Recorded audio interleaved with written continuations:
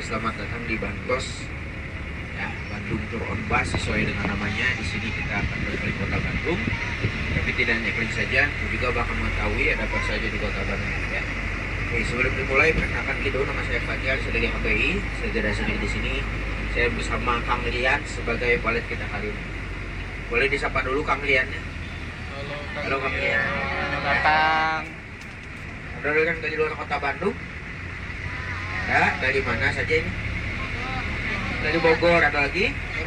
Cianjur, Tasik, terus Garut. Orang Sunda KB. Dari mana? Orang Sunda semua. Orang Sunda semua ya. Oke, nah, jadi di Bandros ini kita akan mengupas 4 poin dari kota Bandung ya. Pertama dengan sejarahnya, kedua adalah kulinernya, ketiga pusat belanja, terakhir urban legend atau bisnis dari kota Bandung sendiri. Nah, tapi kalau ngomongin soal sejarah, Bandungnya sangat terkasih dengan bangunan-bangunan bernuansa Eropa. Tersebut kita akan masuk Jalan Braga ya, yang memang penuh dengan bangunan-bangunan bernuansa Eropa di sana. Nah, terkecuali di sini Jalan Bancuy itu ada penjara ya sebelah kanan. Nah, masuk ke dalam pagar warna hitam itu ada penjara Bung Karno. Nah, di sana ada patungnya tadi, lagi duduk menyilangkan kakinya ya. Jadi dulu Bung Karno dipenjara di sini selama kurang lebih 1 tahun ya, dan beliau tidak berdiam diri saja, beliau membuat sebuah pledoi yang bernama Indonesia Menggugat, dan 3 bangunan yang masih bertahan hingga sekarang ya, bangunan asli, yaitu patungnya Bung Karno, lalu ada selnya Bung Karno ya, dan pos penjaganya. Pos penjaganya ada di sebelah kanan. Nah, ini pos penjaga dari penjara Banci. Jadi memang buktikan dulu tuh memang ada sebuah penjara. Nah, di sini ada masjid seperti kelenteng sebelah kanan kita. Namanya Al-Intizaj, artinya pembauran. Karena memang dulu pernah ada satu kampung di sini ya, isinya 3 etnis, Arab, Bumi Putra, Cina. Nah, kalau kita singkat jadi ABC. Nah, ini namanya dijadikan jalan ABC. Ya, di Bandung itu ada jalan ABC, kebanyakannya Arab, Bumi Putra, Cina. Mereka adalah pedagang, saudagar dari 3 etnis tersebut yang memisahkan diri dengan orang Eropa. Karena kalau orang Eropa dagangnya di sini, Jalan Braga. Ya, Braga ini berasal dari kata ngabaraga, artinya ngadu gaya. Ya, ngadu gaya atau memamerkan gaya di sini. Kenapa? Dulu tuh ada toko baju di sini terkenal, namanya Obong Marse. Nah, toko baju Obong Marse itu difavoritkan sama orang-orang Belanda. Ya, dibeli, nah udah dibeli langsung dipamerkan sepanjang Jalan Braga dengan cara catwalk. Nah, itu disebutnya ngabaraga, disingkat jadi Braga. Nah, sekarang memang banyak sekali menyisakan bangunan-bangunan cagar budaya di sini. Salah satunya sebelah kiri, NV Hellerman. Nah, ada tuh ini tulisan NV Hellerman. NV Hellerman itu toko yang menjual senjata api perlengkapan delman senapan angin. Itu bangunan asli Belanda ya, cagar budaya golongan A. Golongan itu nggak boleh direnovasi baik luar ataupun dalam. Nah, kalau ini golongan B sebelah kanan, gedung gas negara. Luarnya nggak direnovasi tapi dalamnya iya. Karena dulunya gedung gas negara, sekarang jadi restoran. Gitu. Nah, ternyata toko-toko di Jalan Braga dulu menjual barang-barang dari Paris, sehingga Bandung dijuluki Paris Van Java. Nah, cita rasa Paris Van Java yang masih bertahan ada di sebelah kanan. Nama restorannya Maison Bocarayen. Restoran yang sudah ada sejak 1923, berarti sudah menginjak 1 abad. Nah, Maison Bocarayen ini restoran favoritnya orang-orang Eropa sarapan makan siang makan malam, karena memang dulu cuma satu-satunya restoran yang ada di Jalan Braga. Nah, jika mau ke sana, silakan cari di Google-nya Braga Permai, karena sekarang sudah ganti namanya, bukan Maison Bocarayen lagi tapi Braga Permai. Kenapa diganti, Kang? Karena pernah ada kasus ya, orang Indonesia masuk Maison Bocarayen, duduk baca menu istighfar. Kenapa istighfar? Kan nggak bisa bayar. Ternyata nggak bisa baca menu ya, karena menunya pakai bahasa Prancis, nggak ngerti. Astagfirullahaladzim, susah. Tapi tetap harus pesan, karena kalau nggak bisa malu pesanlah satu makanan namanya croquet de moi. Pesanlah croquet de moi.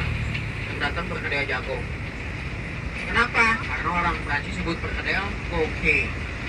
Akhirnya Van Bokkerijen mengganti nama makanan tersebut, sampai sekarang masih eksis, boleh dicek di menunya, namanya frikadel. Makanya kita nyebut perkedel sampai sekarang. Jadi bahasa Indonesia itu ada 10.000 kata kurang lebih. Itu serapan dari bahasa Belanda. Salah satunya adalah frikadel, jadi perkedel. Apalagi wastafel, koper, ya, kelar, banyak di sini. Ya, bahasa-bahasa Indonesia itu memang ternyata berasal dari bahasa Belanda. Ya, nah, dan berkaitan juga dengan jembatan yang kita lewatin tadi, namanya viaduk. Jembatan viaduk itu dibangun untuk pengiriman kopi menuju Batavia menggunakan kereta api. Ya, karena gudang kopinya ada di kota Bandung sini. Paling besar yaitu kopi Pak Hois. Ya, kopi Pak Hois ini yang mengakibatkan di Bandung itu masih ada 2 pabrik kopi yang masih bertahan, Aroma sama Javako, karena itu menerapkan sistem seperti kopi Pak Hois, yang dimana biji-biji kopi Arabica yang sudah panen tidak langsung dikonsumsi karena rasanya asam, didiamkan dulu 8 tahun.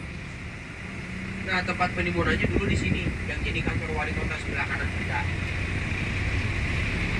Nah, masalahnya bagaimana caranya mengangkut kopi dari perkebunan sampai ke sini? Pakai delman, pakai pedati. Makanya tadi Jalan Braga itu dulu nama aslinya Pedati Weh atau Jalan Pedati, karena memang dulu dilalui oleh yang namanya kuda-kuda atau kerbau-kerbau mengangkut komoditas kopi menuju sini. Makanya balai kota itu, Jalan Braga itu boleh dilalui oleh kendaraan bermotor karena memang dari dulunya itu menjadi salah satu jalan alternatif menuju balai kota. Ya, nah ini ya dulunya gudang kopi. Nah, seberangnya yang banyak motor sebelah kiri kita, di sini ada Masjid Al-Ukhwah, Masjid Agung Balai Kota. Di tahun 1901 masjid tersebut bernama Loji Sinyen. Apa itu Loji Sinyen? Sebuah gedung yang tertutup, yang dimana digunakan sebagai tempat berkumpulnya orang-orang elit. Nah, ternyata saking tertutupnya orang-orang nggak tahu itu dalamnya ada apa aja. Ternyata pas dibuka itu pemuja setan. Makanya di Bandung itu sudah ada yang namanya ajaran sesat, ajaran pemuja setan. Itu kota Bandung yang pertama ya di Indonesia. Kenapa? 1890 banyak orang-orang Eropa tinggal di sini, makanya segmentasi ajaran sesat untuk orang Eropa. Makanya disebar untuk oleh orang Rusia yang bernama Helena Petrovska Blavatsky. Mana bukti banyak orang Eropa tinggal di sini? Ini salah satunya sebelah kanan kita. Rumah dinas Panglima Kodam 3 Siliwangi. Dulunya rumah orang Eropa yang kaya raya. Namanya Dr. Andreas de Wilde. Tadi rumahnya dari ujung sana sampai ke sini. Ya, itulah rumahnya Andreas de Wilde sampai belokan sini. Nanti pun kita akan masuk salah satu kawasan elit pertama orang Eropa, namanya Jalan Dago. Nah, Dago itu kawasan elit pertama memang yang sudah ditetapkan oleh orang Eropa. Nah, makanya kenapa di kota Bandung banyak orang Eropa, karena memang suasana kota Bandung juga memang sangat dingin, ya. Makanya Jalan Dago salah satunya kawasan perbukitan. Oke, nanti kita akan masuk Jalan Dago, yang dimana tidak sembarang orang bisa tinggal di Jalan Dago. Ya, karena apa? Yang di Jalan Dago itu yang tinggal tuh pasti keturunan konglomerat, keturunan raja, bangsawan, menak, koruptor. Ya, karena memang orang-orang yang kaya raya. Sandra Dewi contohnya bisa beli di Dago rumahnya. Ya, seblok paling. Gitu, tapi keburu kabur ya.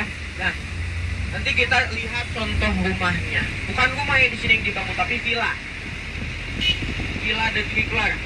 Ada di sebelah kanan nanti. Ada tulisannya di balkon kedua. De Trikler.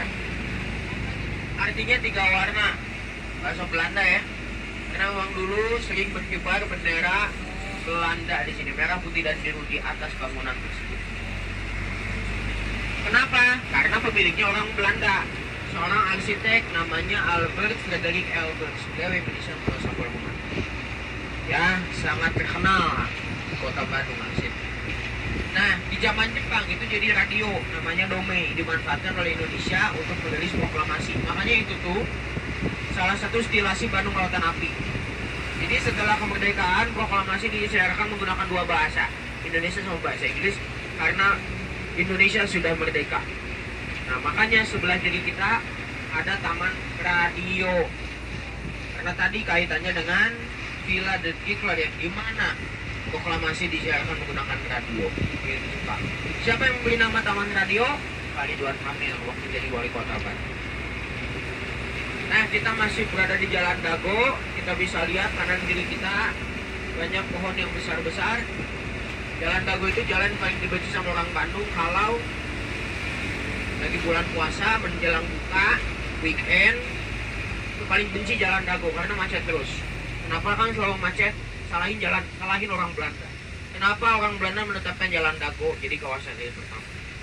Karena kalau tidak, Dago hanyalah sebuah hutan belantara yang banyak begal dan binatang buas, sehingga orang-orang Bandung tidak berani lewat jalan ini sendirian. Jadi dulu ini kawasan yang sangat sepi sekali dan sangat sunyi. Makanya orang-orang Bandung kalau mau lewat jalan ini harus pada Dago, biar bareng-bareng. Makanya disebut Jalan Dago sampai sekarang. Kenapa? Karena waktu Belanda menetapkan jalan ini menjadi kawasan yang pertama, namanya sudah Dagostra. Oh, berarti memang dari dulunya sudah ditetapkan namanya Jalan Dago. Ya, makanya dulu pada Dago dan membuatlah sebuah tempat khusus untuk saling menunggu satu sama lain. Ya. Nah, akhirnya dijadikan tempat elit. Karena tadi yang namanya Jalan Dago itu menjadi kawasan perbukitan yang rata-rata 800 mdpl. Itulah dataran Dago. Nah, terus Bandung itu dulu punya listrik. Ya.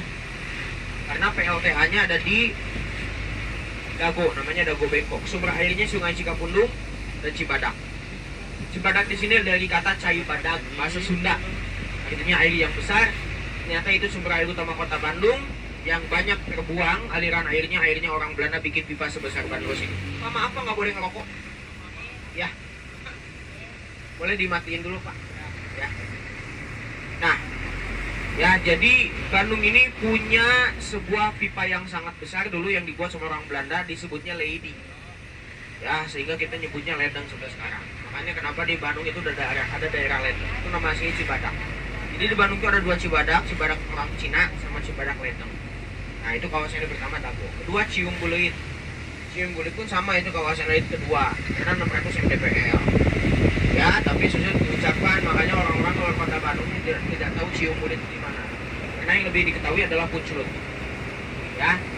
Ketiga adalah Ciamplas, keempat Cipaganti. Itulah 4 kawasan elit orang Eropa tinggal di kota Bandung. Makanya mereka ini membangun sebuah kantor pekerjaan umum yang bernama Bedrijven, tapi sulit diucapkan, akhirnya disebut Gedung Sate karena lihat fisik bangunan di atas kayak sate, padahal kenapa petir. Sate aslinya di belakang, sate jatuh. Ya. Nah, itu satenya ada di atas yang bulatan itu memiliki filosofi. Ada berapa Kang? Ada 6. Kenapa harus 6? Karena biaya pembangunannya 6 juta gulden. 6 juta gulden setara dengan 48 miliar rupiah. Tahun berapa? 1920. Ya, karena ini dibangunnya tahun 1920 hingga 1924 dan menjadi bangunan pertama di Indonesia yang punya basement. Nah, basementnya ada di mana? Ada di sebelah timur. Ya, sebelah timur dari Gedung Sate. Jadi museum sekarang namanya Museum Pos Indonesia. Kalau kita masuk Museum Pos Indonesia dibatasi 15 orang saja karena museumnya sangat kecil sekali. Ya, tiketnya gratis. Karena sempit kecil, enggak karena angker. Jadi di Bandung itu tempat wisata angker pasti gratis. Itu asli Museum Pos Indonesia. Makanya kalau lagi wisata di Bandung nggak bayar, hati-hati, pulang aja cari yang bayar. Ya, demi keselamatan. Karena kalau tetap cari yang nggak bayar berarti uji nyali, bukan wisata itu. Nah, itu kota Bandung. Jadi udah ada alert di sini. Nah, seberang dari Jalan Cilaki atau Museum Pos Indonesia ada Taman Lansia. Taman Lansia ini taman tertua ke-6, nama aslinya Cilaki Plain. Ada patung dinosaurus di sana yang berkaitan dengan bangunan di seberangnya. Sebelah kiri kita Museum Geologi. Ya. Ini museum terbesar se Asia Tenggara yang punya fosil T-Rex. Tiketnya Rp3.000 saja. Artinya apa? Gak angker karena bayarnya. Nah, tapi itu tempat wisata untuk anak-anak, cocok banget ya. Berkeliling 1-2 jam ya, mengetahui fosil-fosil dan sesuatu yang berasal dari kota Bandung, karena memang Bandung itu pernah menjadi saksi kehidupan zaman purba. Karena di Bandung itu ada dua tempat, yaitu Dago Pakar dan Gua Pawon. Itu menjadi dua tempat yang pernah ada kehidupan zaman prasejarah. Kenapa Dago Pakar? Karena Dago Pakar itu pakarnya dari kata pakarang, artinya perkakas, ya, atau alat-alat tubuh yang ada di sana. Lalu yang kedua Gua Pawon, Pawon artinya dapur. Karena diklaim sebagai itu adalah tempat masak atau dapurnya orang-orang purba. Itu Gua Pawon. Nah, kalau dapur orang Sunda ya di sini semua. Jalan Citarum. Kenapa? Karena di sini penuh dengan kuliner. Jika kita pencapaian ya mengelilingi museum geologi yang sangat luas, bisa ini menjadi tempat kuliner atau recharging energi. Ya, karena kita lagi di kota Bandung, ya ini yang paling terkenal alas daun. Tapi anak muda itu gengsi makan di alas daun. Pengennya apa? Kopi, nongkrong. Nah, di kawasan ini ada salah satu ruas jalan yang dikenal dengan kawasan kuliner juga, yang bernama Jalan Cisangkuy. Cisangkuy ini lebih banyak kuliner street food di sini. Ya, yang paling terkenal di Cisangkuy itu adalah yogurt. Yogurt legendaris di Jalan Cisangkuy dari tahun 80-an. Di mana Kang Cisangkuy? Ini di depan belok kanan. Nah, dari sini 50 meter aja nyampe Cisangkuy sebelah kanan. Ya, yogurt Cisangkuy itu dari tahun 80, harganya 30.000 per gelas. Ya, kapok saya. Nah, enggak, bukan mahal. Waktu itu pernah ngajak ibu-ibu 15 orang ke yogurt Cisangkuy. Bukan masalah banyak-banyak. Ini kacau sekali ibu-ibunya. Jadi belinya segelas tapi minta sedotannya 15. Nah, itu yang bikin kapok mah. Ya, banyak kuda-kuda adik-adik. Ya, bisa naik kuda di sini. Maksudnya bisa menimbulkan perkelahian dulu ya antara ibu dan tukang kuda, karena nawar ya. Naik kuda 25.000 ditawar 10.000. Apa yang terjadi? Emangnya vertigo. Lalu disuruh ngomong sama kuda ibu-ibunya. Itu sering terjadi di depan SMA 20 Bandung. Nah, ini ya bangunan Belanda asli. Karena pernah jadi markas tentara Belanda, kamp konsentrasi, lalu SPG, SGO, SMA 20. Nah, itu sejarah, itu ilmu. Nah, tapi yang dikatakan oleh anak milenial sama Gen Z itu bukan ilmu. Ya, karena mereka nyangka itu apa? Sekolah Dilan. Jauh sekali ya. Itu bukan sekolah Dilan, itu sempat syuting Dilan. Karena Dilan nggak pernah sekolah, ya seringnya tawuran. Ya, nah itu tempat syuting di situ. Kenapa? Karena memang sensasinya bangunan Belanda asli. Ya, seperti tahun 60-an atau 70-an. Nah, karena memang itu bangunan Belanda asli yang memang pernah dijadikan sebagai markas tentara Belanda. Tapi saat Jepang masuk Bandung lalu Subang, itu menjadi kawasan penyekapan tentara Belanda oleh tentara Jepang. Karena di Bandung itu ada 3 kawasan, Jalan Citarum, Lombok, Ciapit. Nah, 3 kawasan ini yang dulunya adalah tempat penyekapan tentara Belanda. Oke. Nah, bentar lagi kita masuk Jalan Lombok. Jalan Lombok itu yang disekapnya anggota keluarga dari anak-anak dari tentara Belanda, seperti anak-anak sama istrinya. Nah, dulu tuh Jalan Lombok tuh rumah-rumah dinas. Gak ada contohnya. Dan direnovasi soalnya. Nih kayak gini nih. KFC. Nah, KFC ini sebanding dengan 3 rumah dinas. Jadi lebih kecil. Nah, itu kondisi dari rumah dinas militer Belanda. Makanya dulu sepi banget daerah sini. Tapi alhamdulillah sekarang menjadi kawasan kuliner di sini. Karena di Bandung itu nggak perlu pusing-pusing, aduh lapar, pengen makan. Tenang, di setiap jalan kota Bandung itu pasti ada makanan-makanan itu. Ini yang lagi ngehit sebelah kiri, ya udah lama sih, tapi itu ngentinya panjang. Yaitu Kopi Sari Sinar Pagi. Karena di Bandung itu lagi ngehits yang namanya sarapan dengan wonton chili oil, bakmi, roti nugat kayak gitu. Ya, makanan-makanan Hongkong dengan es teh tarik. Ya, di situ. Nah, tapi the best-nya ini sebelah kanan, bakso kalau di Jalan Lombok. Yang pertama, Suimi. Ya. Tuh. Makanya banyak yang parkir mobil di sini. Tuh, karena untuk mengunjungi undangan. Ya, betul ada undangan di sini. Jadi memang banyak yang pakai mobil ya. Ngebaksonya mah nanti aja. Karena masih ada yang gratis. Nah, di sini ada tukang bakso lagi sebelah kiri. Lomi bakmi Lombok. Itu enak juga, harganya 25 ribuan. Tapi kalau lomi bakmi Lombok itu sering berkelahi ya antara suami dan istri. Kenapa? Karena suaminya ngebakso, istrinya nyebrang. Karena di seberangnya ada MS Glow. Nah, ini agak bahaya ya.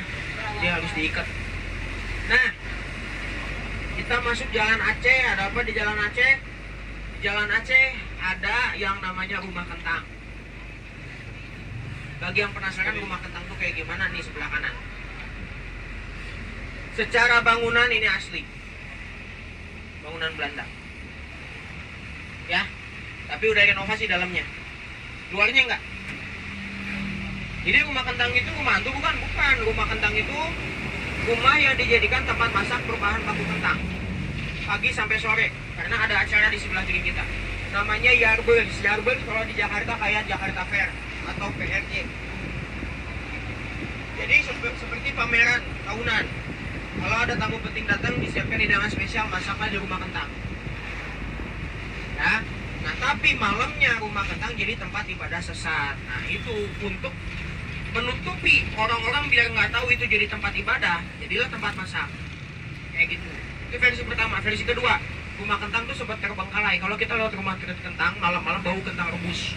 Nah, mitos orang Indonesia, kalau bau kentang rebus artinya apa? Hantu laki-laki. Kalau perempuan biasanya bau melati di sini, sebelah kanan di sini bau melati. Taman tertua ketiga namanya Taman Maluku. Kenapa Kang sering bau melati? Nggak usah ditanya, itu pohonnya tinggi-tinggi. Oh, kuntilanak ya? Ya, banyak yang percaya seperti itu. Ternyata bukan kuntilanak, itu lelaki bertulang lunak di sana. Ya, pakai parfum melati merek Miniso. Nah, jadi memang dulu banyak boti-boti di sana tuh, bencong. Ya, karena apa? Kondisi Taman Maluku dikasih pagar seperti ini dan banyak semak-semak di dalam. Masih ada Kang? Udah nggak ada, alhamdulillah ya. Semenjak Kang Emil jadi wali kota Bandung, nada dan sentrum azab di Indosiar disiarkan. Nah, bencong nggak ada di sana. Kemana Kang? Tobat? Pindah ke Taman Musik. Ya, sebelah SMA 5, SMA 3. Nah, sekarang bencongnya ada di sana. Sebelah sekolah terfavorit atau terbaik di kota Bandung. Ya, saya akan jelaskan nanti. Nih, sebelah kanan ada yang namanya Taman Lalu Lintas. Ya, taman untuk anak-anak, isinya ibu-ibu. Enggak botrang. Ya, itu ritual yang selalu terjadi. Tapi nama asli Taman Lalu Lintas adalah Taman Ade Irma Suryani Nasution. Tapi kalau zaman Belanda namanya Insulin de Park. Itu namanya seperti lapangan baris berbalik sama lapangan tembak ya. Nah, ini monumen Bapak Jenderal Abdul Halis Nasution ya, untuk mengenang putrinya kita nikmati saat peristiwa G30 SPKI. Nah, jadilah Taman Lalu Lintas karena menjadi tempat wisata yang edukatif untuk anak-anak belajar rambu-rambu lalu lintas. Nah, sebelah kiri kita di sini ada SMP 2 yang warna hijau, dibangunnya tahun 1913. Dan SMP 5 yang warna abu yang dibangunnya tahun 1920. Nah, tetapi dua sekolah ini adalah sekolah yang sama pada zaman Belanda. Maksudnya apa? Karena dulu digabungkan antara SMP 2 dan SMP 5. Perbedaannya adalah SMP 5 adalah bangunan baru. Dulu apa? Mulo. Ya, itu sekarang dengan SMA. Kalau di Belanda, Mulo itu nama lama, nama barunya Mavo. Kalau di kita kayak dulu namanya SMEA sama STM, sekarang namanya SMK. Nah, setara kayak gitulah ya. Nah, ternyata yang namanya Mulo itu sekolah yang difavoritkan pada saat itu, dan akhirnya ada sekolah baru.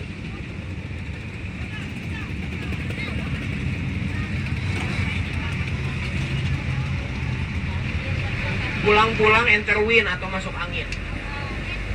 Ya, itu marah kayak jaket. Nah, jadi SMA 5, SMA 3 pun sama, itu sekolah Belanda. Tapi kelas yang namanya asrama.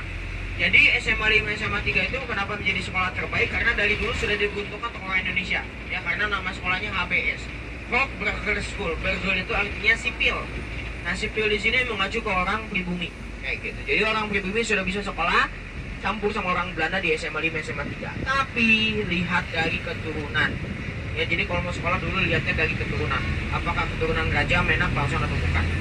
Ya, beda dengan sekarang yang lihatnya dari kecamatan. Karena zonasi. Nah, ini sebelah kanan kita ada restoran rasa. Ini sama salah satu restoran yang veteran juga dari tahun 1931, tapi itu bukan menjadi restoran tahun 1931, hanyalah sebuah toko kue bernama Cake Case yang terkenal dengan lapis legitnya. Ya, makanya itu salah satu signature cake-nya adalah lapis legit. Ya, harganya sangat terjangkau, soloyongnya sejuta saja. Ya, maksudnya untuk orang Belanda ya. Nah, itu kenapa fantastis? Karena mengandung wisman. Jadi wisman, menteganya full wisman, makanya harganya sefantastis. Nah, itu bisa dijadikan oleh-oleh. Karena rata-rata sekarang lapis legit juga udah segituan. Ada yang 750, ada yang 900 ya. Nah, itu tempat bisnis pertama yang kualitasnya masih terjaga. Kedua, sebelah kanan kita ada hotel Grand Kayangan. Ini hotel tertua kedua. Dibangunnya 1892, renovasi 1927 dengan desain Art Deco. Kenapa dinamakan Priangar? Dulu Bandung namanya Priangan. Tapi saat orang-orang mengatakan Priangan ketika kedengeran jelas jadinya Priangar. Ya. Nah, hotel ini ternyata menjadi hotel pertama yang punya fasilitas kolam renang. Berbeda dengan Sapoyaman yang telah renovasi. Nah, ini titik kilometer 0. Ini bukti kota Bandung pindah. Dulu ibu kotanya adalah Krepyak Serang bernama Dayakolot. Jadi Bapak Wiranata Kusuma II itu memindahkan ibu kota dari Dayakolot ke alun-alun sini dan bertemu dengan Dendas, dibuatlah sebuah kota di sini. Kenapa Dayakolot dipindahkan? Banjir. 1810 itu Dayakolot sudah banjir. Jadi Dayakolot banjir itu kenapa? Takdir Allah. Ya, itu nyata. Kenapa? Karena suasana kota Bandung dulunya seperti apa, dan saya akan jelaskan ya. Sebelah kiri Hotel Sapoyaman yang dibangun tahun 1887, renovasi 1934. Secara bangunan ini bangunan Belanda asli yang memang bangunannya seperti kapal pesiar yang akan tenggelam. Itu ada jendela berbentuk lingkaran seperti di kapal pesiar. Karena inspirasinya kayak gini. Nah, sebelah kanan kita gedung Merdeka. Nah, gedung Merdeka ini dulunya tempat hiburan. Kayak nonton teater, nonton bioskop. Ya, tuh banyak hantu-hantu di sini yang tidak tahu diri. Ya, jam segini nggak ada yang udah muncul ya. Nah, itu tempat hiburan orang Belanda dulu. Kalau orang Indonesia hiburannya di mana? Sebelah kiri kita. Alun-alun. Kenapa Kang disebut alun-alun? Kalau secara kata orang Bandung itu alun-alun kan artinya pelan-pelan ya. Dari bahasa Jawa alon-alon. Tapi kalau orang Bandung kalau ngomong pelan-pelan apa? Lalaunan. Gabungin alun-alun sama lalaunan. Jadinya alun-alun. Nah, tapi di sini alun-alun itu bukan hanya sekedar sebuah arti pelan-pelan, tapi memiliki arti yang sangat dalam atau sangat detail. Kalau mau disebut alun-alun berarti harus memiliki sebuah pusat yang berada di satu tempat.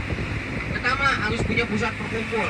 Kedua, pusat ibadah. Ketiga, pusat perdagangan. Terakhir, pusat pemerintahan.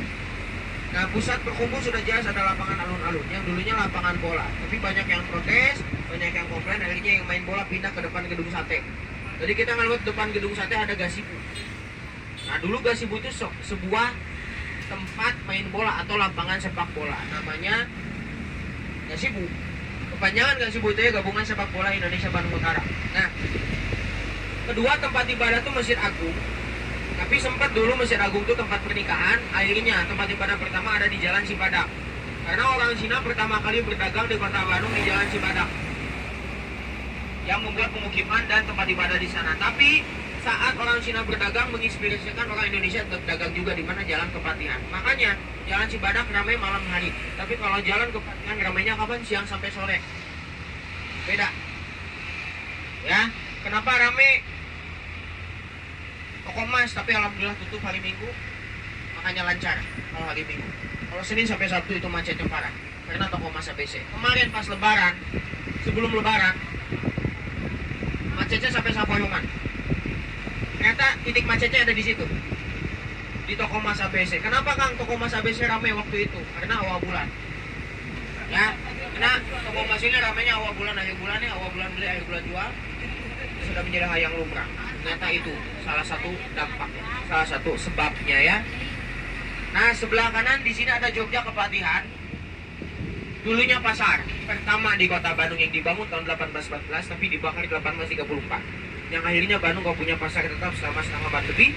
Lalu dibangun pasar baru.